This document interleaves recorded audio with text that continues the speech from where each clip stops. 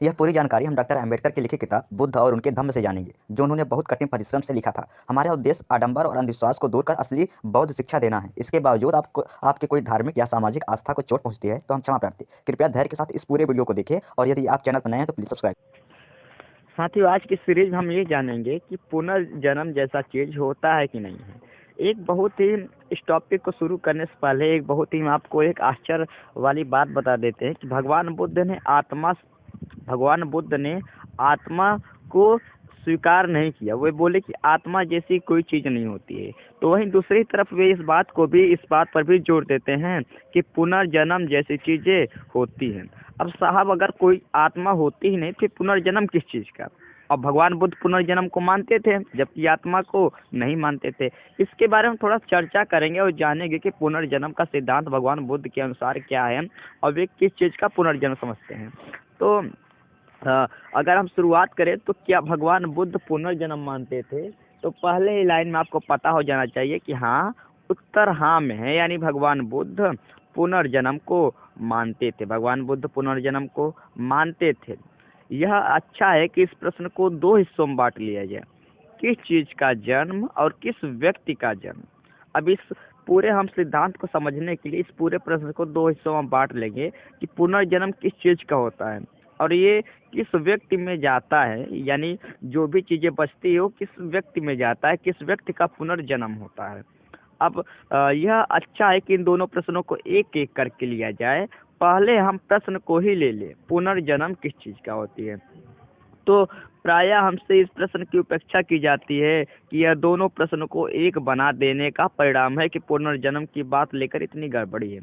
साथियों, अभी तक होता क्या है, अभी तक थोड़ा सा हम समझ लेते हैं जो अभी तक पुनर्जन्म का सिद्धांत क्या कहता है बाकी धर्मों के अनुसार। तो ऐसा माना जाता है कि मान लेते हैं कोई व्यक्ति है, इसके अंदर क्या मानते हैं कि इसके अंदर जो है कोई आत्मा जैसी चीज होती है, कोई आत्मा जैसी चीज होती है। और जब इस व्यक्ति का मृत्यु हो जाता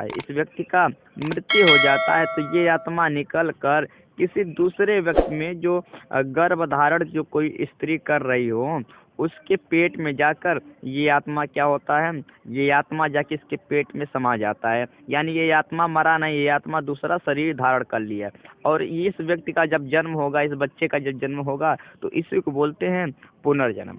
अभी तक जितने भी धर्म वगैरह हुए उसमें पुनर्जन्म का यही सिद्धांत दिया गया है। और वे पुनर्जन्म के बारे में ऐसे ही बोलते हैं कि एक आत्मा है, वो जाके दूसरे शरीर में प्रवेश कर लेती है इस शरीर के मृत्यु के बाद। तो बोलते हैं यही क्या है, पुनर्जन्म। अब भगवान बुद्ध तो आत्मा मानते ही नहीं, भगवान बुद्ध आत्मा मानते ही नहीं कि आत्मा जैसे कोई चीज होती है। फिर कौन क्या चीज जाती है जिसका पुनर्जन्म होता है, इसके बारे में थोड़ा सा हम चर्चा करेंगे। तो आप प्लीज वीडियो के अंत तक बने रहें।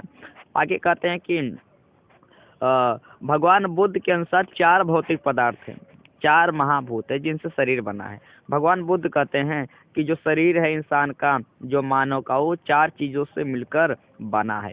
एक का नाम उन्होंने क्या दिया, पृथ्वी दिया। क्या दिया, पृथ्वी यानी अर्थ। दूसरा दिया उन्होंने जल यानी वाटर। तीसरा उन्होंने दिया अग्नि यानी फायर। और चौथा दिया वायु यानी एयर। यानी इनके कहने का मतलब क्या हुआ कि जो इंसान, भगवान बुद्ध क्या कहते हैं, जो इंसान का शरीर है चार चीजों से मिलकर बना है, पृथ्वी, जल, अग्नि और वायु। अब थोड़ा सा इसके बारे में डिटेल समझते हैं कि क्या है। तो अर्थ के कहने का मतलब उनके कहने का मतलब ये, पृथ्वी का कहने का मतलब क्या है कि हमारा जो शरीर है पदार्थ से मिलकर बना है। पदार्थ मतलब जिसमें खून आ जाएगा, हड्डी आ जाएगा, मांस आ जाएगा, चमड़ा आ जाएगा। तो पहला चीज हमारा जो शरीर है पदार्थों से मिलकर बना है जिसमें खून, चमड़ा, हड्डी आ जाएगा। दूसरा चीज जल, जो हमारे अंदर पानी है, जो जल है, जो वाटर है, वो आ जाएगा। तीसरा हमारे अंदर जो एनर्जी है, जिसे वे आग का रूप बोले हैं, जो एनर्जी है, जो ऊर्जा है, वो आ जाएगा। तापीय ऊर्जा, ऐसे तमाम ऊर्जा है। चौथा उन्होंने वो तो बोला क्या, जो ऑक्सीजन, जो हमारे अंदर गैसेस भरी हैं, ऑक्सीजन जो भरी हैं या फिर जो अन्य गैसें भरी हैं, उन्होंने उसका नाम एयर दिया जिसे वे श्वास भी बोलते थे। तो क्या बोले बुद्ध कि हमारा जो है शरीर जो इंसान का होता है चार चीजों से मिलकर बना है, जो पदार्थ होते हैं हड्डी, मांस, मज्जा, उसके बाद जल, उसके बाद जो एनर्जी, जो ऊर्जा है, जो आग है, और चौथा चीज उन्होंने क्या होता है जो हमारे अंदर गैसेस है, जो सांस जिसे हम बोलेंगे। इन सब चीजों से हमारा शरीर मिलकर बना है। वे भगवान बुद्ध ने बोला कि इन सब चीजों से हमारा शरीर मिलकर बना है। आगे क्या कहते हैं कि प्रश्न है कि जब शरीर का मरण होता है तो इन चारों महाभूतों क्या होता है। अब साहब यही प्रश्न उठता है कि जब हमारा शरीर इन चारों चीज़ों से मिलकर बना है, तो जब ये हमारा शरीर का डेथ होता है, ये चारों चीज़ जो हैं ये इनका क्या होता है, ये कहाँ जाती हैं।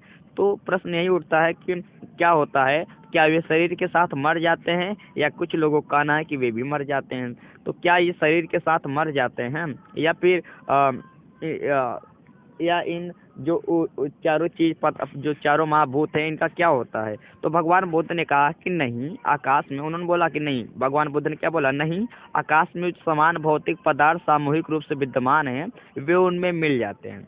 हाँ साहब, वे बोलते थे जब इस व्यक्ति का मृत्यु होता है, वे क्या बोलते थे, जब ये जो व्यक्ति है इसमें जो इसमें चार चीजें हैं, जब इस व्यक्ति का मृत्यु होता है तो ये चार चीजों फिर से क्या बोलते थे, वे बोलते थे कि इन समान भौतिक पदार्थ सामूहिक रूप से विद्यमान हैं, वे उनमें मिल जाते हैं।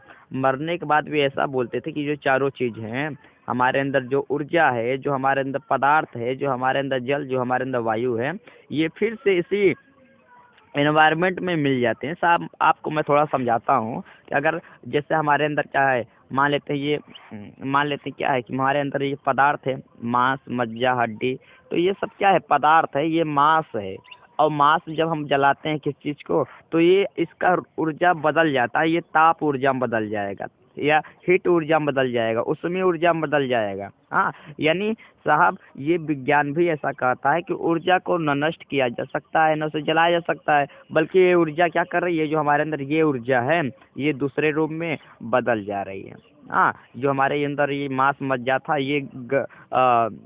ये क्या हो गया, ये जो है जैसे ही इस व्यक्ति का शरीर जलाया जाएगा, ये क्या हो जाएगा, ये पुनः किसी न किसी ऊर्जा के रूप में आ जाएगा। यानी जैसे मान लेते हैं ये उसमें ऊर्जा का ही रूप ले लेगा। जो हमारे अंदर वाटर है ये हो सकता है वाष्प ऊर्जा बन जाएगा, जो हमारे अंदर पानी है वे वाष्प ऊर्जा बन जाएगा, जो हमारे अंदर क्या कहते हैं गैस है ये भी किसी दूसरे गैस में परिवर्तित हो जाएगा, जो हमारे अंदर जल है, जो हमारे अंदर क्या कहते हैं ये अग्नि है, जो ऊर्जा है, हो सकता है हमारे अंदर जो अभी इस समय ऊर्जा हो, हाँ, वो किसी दूसरे ऊर्जा के रूप में बदल जाएगा। तो साथियों भगवान बुद्ध ने यही कहा, जो हमारे अंदर ये चारों चीजें होती हैं, मरने के बाद ये खत्म नहीं होती है, बल्कि ये रूप बदल कर फिर से उसी पर्यावरण में मिल जाती हैं, अलग अलग ऊर्जा के रूप में। और उन्होंने इसी को बोला है कि जब इन चारों महाभूतों का जब इन चारों महाभूतों का पुनः मरने के बाद पुनः इसी पर्यावरण में जब मिल जाता है, इसी पर्यावरण में मिल जाएगा, तो इसी को उन्होंने क्या बोला था कि यही क्या है, पुनर्जन्म। उन्होंने क्या बोला कि इस विद्यमान तैरते हुए राशि में जब इन चारों महाभूतों का पुनर्मिलन होता है तो इसे ही पुनर्जन्म बोलते हैं। और भगवान बुद्ध ने क्या बोला कि जब इन चारों पदार्थों का इंसान के मरने के बाद पुनः इसी पर्यावरण में क्या हो जाता है, ये सब चीजें मिल जाती हैं, इसी को उन्होंने क्या बोला, पुनर्जन्म बोला। उन्होंने ये नहीं बोला कोई एक नया व्यक्ति जन्म लेगा या कोई आत्मा जैसा कोई सिद्धांत है, उन्होंने बस बोला है हमारा शरीर जिस चीज से मिलकर बना है, हमारा शरीर जिस चीज से मिलकर बना है, वो चीजें, उन चीजों का फिर से पर्यावरण में मिल जाना, इसी को उन्होंने क्या बोला, पुनर्जन्म। क्या बोला, पुनर्जन्म। अब अगर इस सिद्धांत को माने तो इनके हिसाब से न भूत न प्रेत ऐसा कोई चीज भी नहीं होती, न कोई आत्मा होती है। तो साहब हमें उम्मीद है कि आपको ये जो बिल्कुल ऑथेंटिक जानकारी आपको ये पसंद आई होगी। यदि चाहते हैं ऐसे मैं और वीडियो लाऊं तो प्लीज़ हिम्मत देने के सब्सक्राइब करिए। और हमें उम्मीद है आपसे आज से आपको ना आत्मा जैसी चीज़ों का भय रहेगा और न पुनर्जन्म जैसी चीज़ों का जो मिथ्या है, जो भ्रांति है, वो आपके अंदर बनी रहेगी। तो हमें उम्मीद है आपको ये कहानी पसंद आएगी। यदि आप चैनल पर नए हैं तो प्लीज़ अभी चैनल को सब्सक्राइब कर हमें हिम्मत दें। सुनने के लिए आप सभी का धन्यवाद।